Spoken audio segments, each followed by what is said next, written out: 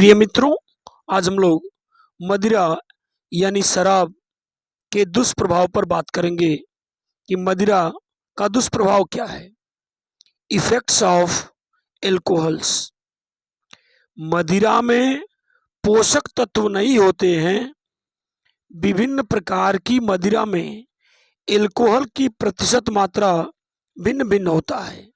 जैसे ब्रांडी में 55%, रम में 53%, विस्की में 45%, बियर में 3%, यानी बियर में एल्कोहल की मात्रा सबसे कम होती है।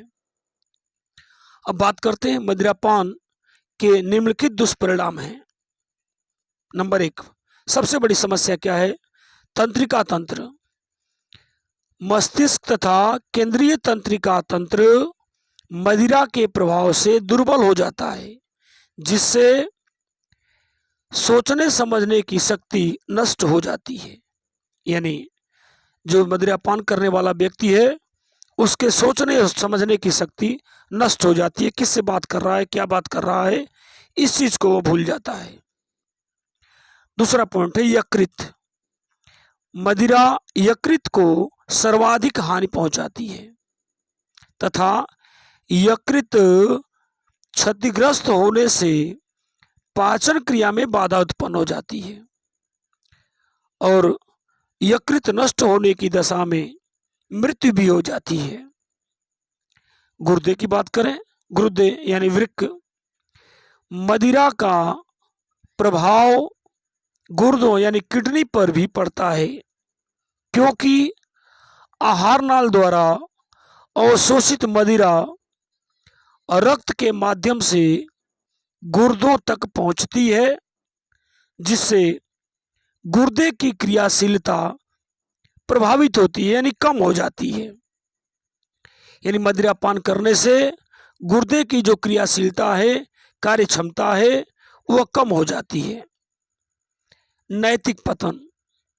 करा मदिरापान करने वाला व्यक्ति विवेक शून्य हो जाता है, यानी वह क्या कह रहा है, क्या कर रहा है, इसका उसको ध्यान नहीं है। इसलिए अच्छे बुरे में भेद न कर पाने के कारण उसका नैतिक पतन हो जाता है और वह सामाजिक प्रतिष्ठा खो देता है। यानी वह कोई भी बात करता है तो पियक्कड़ कह के उसकी बात को टाल दिया जाता है, उसकी बात को कोई महत्व नहीं दिया जाता है। जीवन अवधि। यानी मदिरापान करने वाले व्यक्ति की आयु यानी उम्र सामान्य व्यक्ति से कम होती है। यानी मदिरापान करने वाले व्यक्ति का जीवन कम हो जाता है। आर्थिक स्थिति। मदिरापान करने वाले व्यक्ति को या मदिरापान करने वाले व्यक्ति के परिवार की आर्थिक स्थिति सदैव खराब रहती है, क्योंकि वह किसी भी दशा में अपने मदिरापान की व्यवस्था बना लेता है। चाहे अर्थतंत्र कुछ भी हो, उसको अपने शराब की व्यवस्था करनी है।